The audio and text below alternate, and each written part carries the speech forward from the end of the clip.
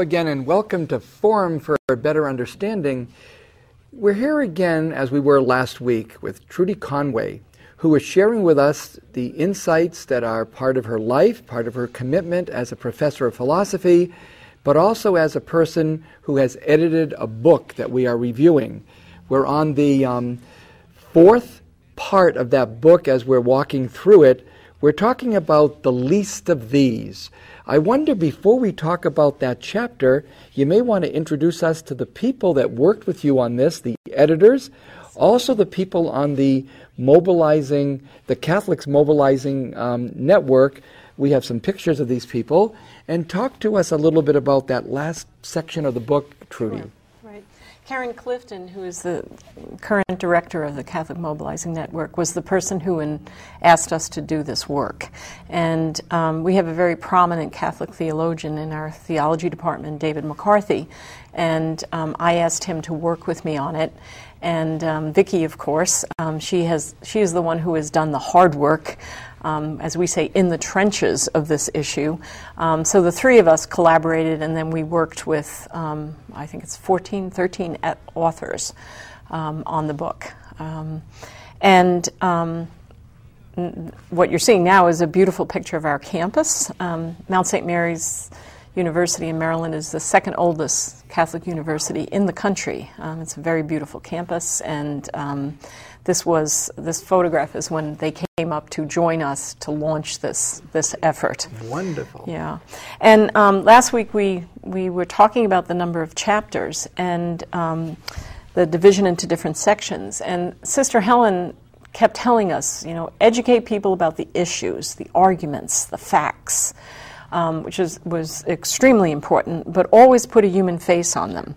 And anyone who studies the death penalty recognizes it is marginalized, powerless, in many ways impoverished people who get the death penalty. People who have capital do not get capital punishment.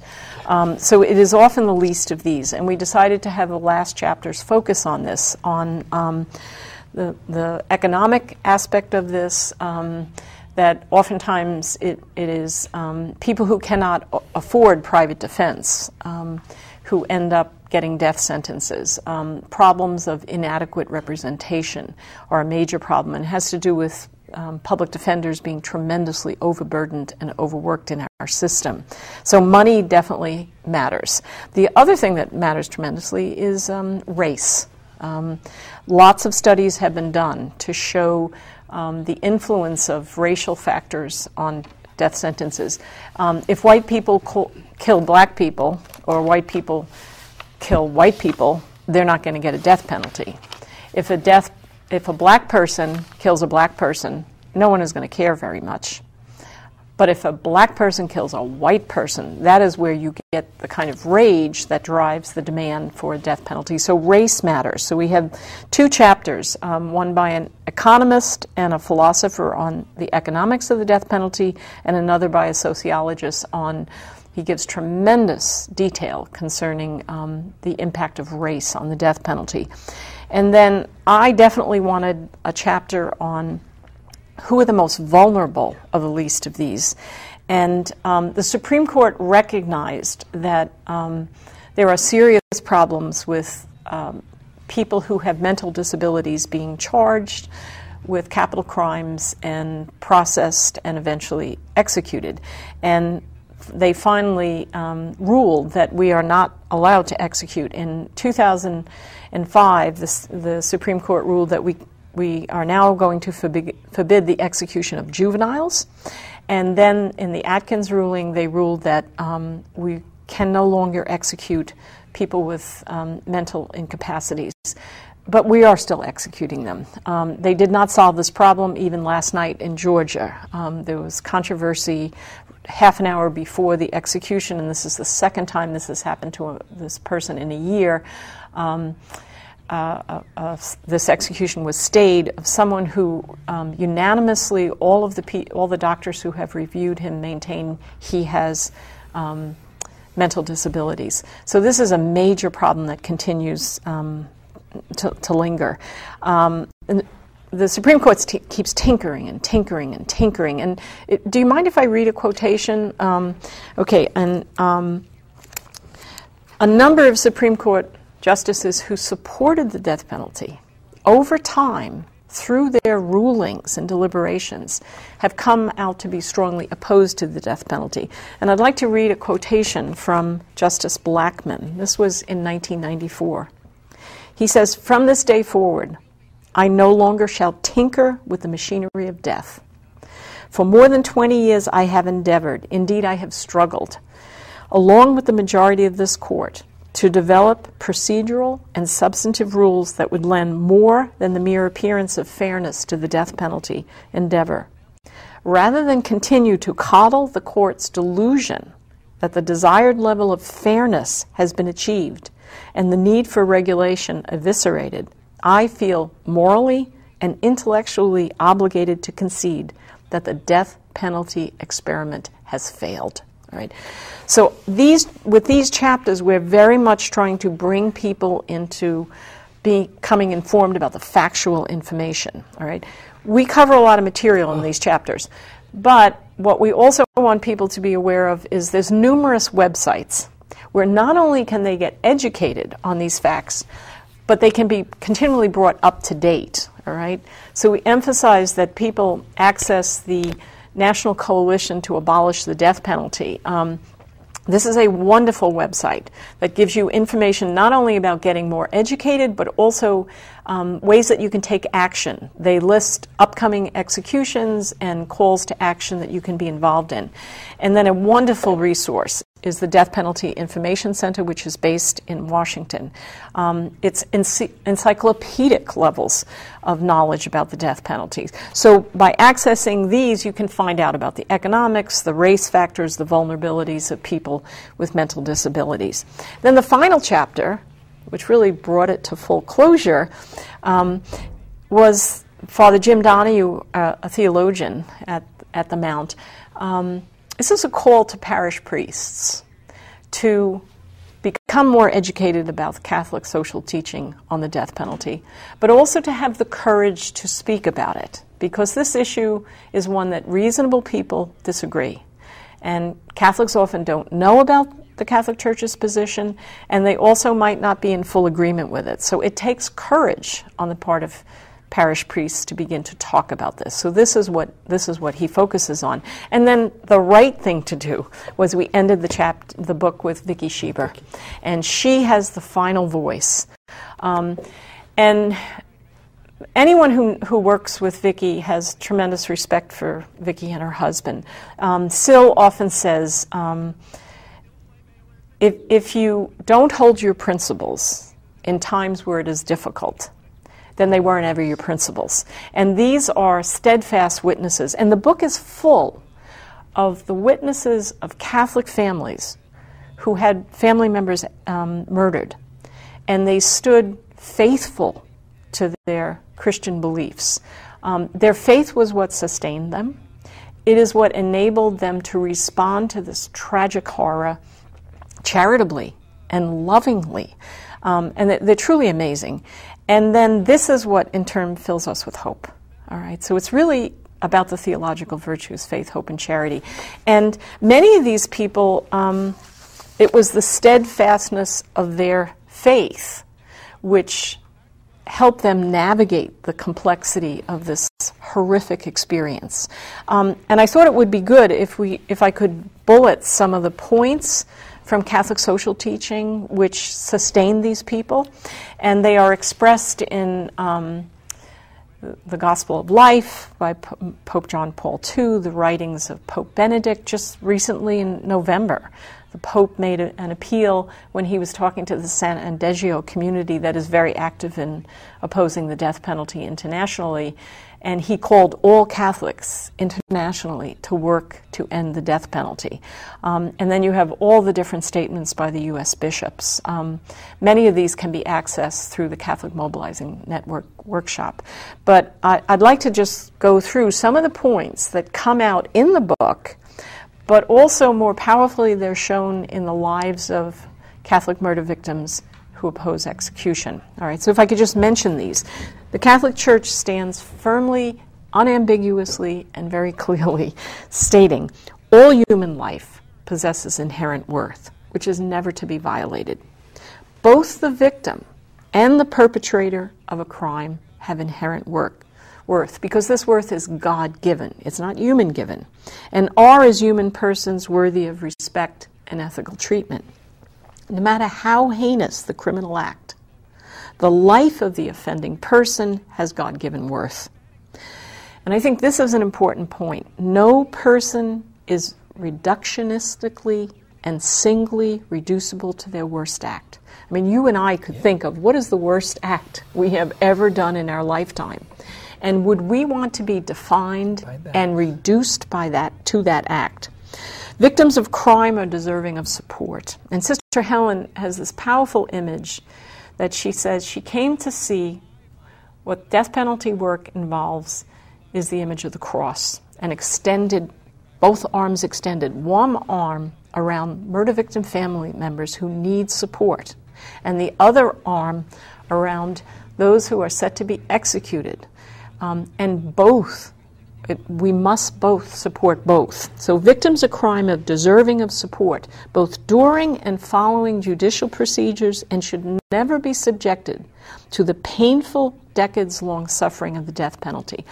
When Vicki Schieber's daughter was murdered, and the trial eventually was finished, and the person was convicted and sentenced to life without parole, it took 5 weeks.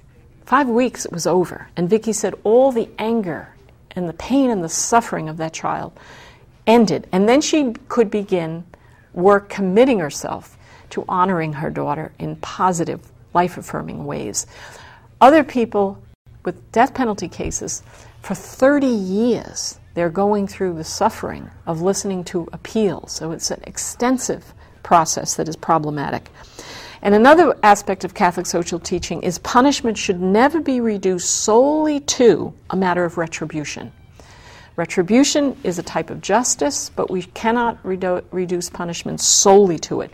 Punishment has to be restorative. It has to further the repentance and the reform of the evildoer, and it aims for and hopes for a process of reconciliation that heals, and it must be protective and promoting the good of society. The image of Christ the shepherd clearly shows that those who are lost or even driven away are worthy of being sought, recovered, and being reconciled. So the teaching of Christ in the New Testament, which our chapter on the New Testament so emphasizes, clearly calls us to protect life, to console and support persons who are harmed, but to practice mercy and to reject vengeance. So it's a very powerful position. It's a life-transforming position. And it's that position which sustained and enabled the parents of Catholics who had lost children to the horror of murder to transform it into something that was positive and that could honor their children rather than take them into a duplication of the kind of tragedy and loss of life that vengeance and a kind of righteous anger but can be debilitating. And they are witness to the power of this message. And I think they fill us with hope. We do have to take our break now, but we'll be back for the final 10 minutes of our 2 programs we've had with Trudy Conway. So please stay tuned for the second part of our program on Where Justice and Mercy Meet, Catholic Opposition to the Death Penalty. We'll be right back. Hello again. It's been a pleasure meeting with Trudy Conway, not only at the Newman Center when she presented in a lecture her presentation on her opposition to the death penalty and her hope that state by state we will be moving forward. 17 states have already committed. We see that Maryland is on the brink. We know that there are other places that are definitely, in a sense, digging in, like Georgia, and coming up with what one would find impossible positions that they're putting people through, how they are insensitive to what all, even doctors would say should be done. One thing that we wanted to share with you at this point is that there are many wonderful people that are featured in this book, Where Justice and Mercy Meet. I'm just going to mention a few of them that I found very, very exciting to read about them, which not only once would they be mentioned, but since the book weaves together the themes so beautifully, their names and their stories keep recurring. Two of them have actually been on a program here before. Bill Pelkey and Juan Melendez have been on this table before when we talked about their position on this issue. Juan Melendez being an exonerated inmate, and Bill Pelkey, a victim, a family that suffered the death of his grandmother. Azim Kamisa is another powerful story. Kirk Bloodsworth, Marietta Yeager, Manny Babbitt, Troy Davis. We have many stories. I wonder if one of those you would like at this point to almost share why that person fit into the story, fit into the book, and why that story is so pertinent to us today. Well, there's so many. I mean, it would be so difficult to choose. And many of these people have committed themselves to speaking across the country. And if I can mention, you know, we're hoping that Maryland is the 18th state. The expectation is that when we get to between 20 and 25, then the Supreme Court will move and repeal nationally the death penalty. So these states that you mentioned that will continue and dig their heels in, they will no longer be able to practice the death penalty. The Supreme Court will rule that it is unnecessary and unusual at that point in time. And I think it is the witness of people like this who continually are going across the country and speaking. If I had to, it's so difficult to choose, but there's the one issue that bothers everybody, people who are for the death penalty and people who are against the death penalty, and that is the risk of executing an innocent person. Because the death penalty stands in a unique category. It is the only punishment that, when applied wrongly, can never be rectified. It's an irreversible punishment. So you're trying to do something that promotes a justice, but if you do it wrongly, then you have a permanent injustice that can never be rectified, and that tremendously troubles people. And continuously, the number of exonerated death row inmates goes forward. In fact, the book mentions 141, but since we sent it to press, now there's another. It's 142.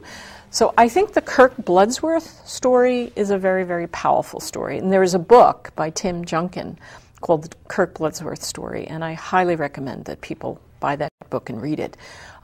Kurt was a crabber on the Chesapeake Bay in Maryland, and he was an ex-Marine, well-respected. He never had committed any crime, never had any run-ins with the law, and he was sentenced to death for the rape and murder of a 6-year-old girl in Maryland that he had absolutely nothing to do with. And when you read the details of his account, it sends shivers through you. Because as Kurt said, if an ex-Marine who never was in trouble with the law can be wrongly convicted of a murder, anyone can be. So his story is very, very powerful. But then it's also stories of like Marietta Yeager. So it would be extremely difficult. The book is full of people who have powerfully influenced people across the country's thinking about the death penalty. And I think their stories change hearts and minds. They get under your skin. One person that I find very important in this issue might be President Jimmy Carter. Mm-hmm. He is cited on page 193 for admitting the racism that is so important to keep in mind regarding this issue. It makes us think of Troy Davis. It makes us think of why certain people will be executed while other people will not be.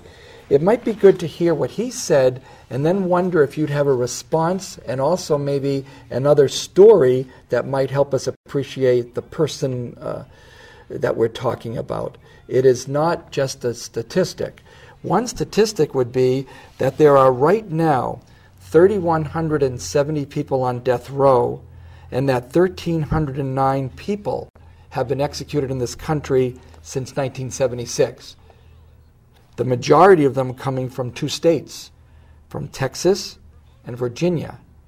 But what Jimmy Carter says is something that goes across the country, and it shows that if you are a minority, you are much more likely to be imprisoned for life, or executed.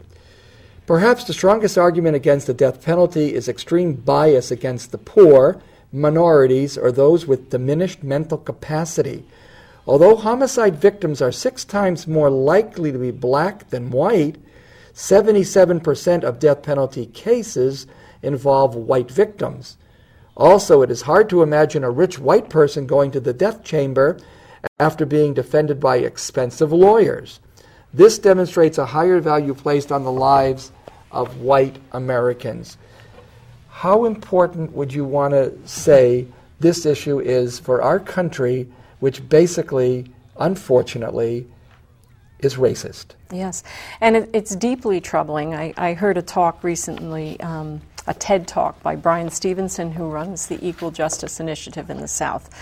And he's in the belly of the beast with dealing with executions. And he talked about going to Germany and people in the audience being shocked that we still had executions, and them saying, given their legacy of the Holocaust, it would be inconceivable that anyone in Germany would support executions.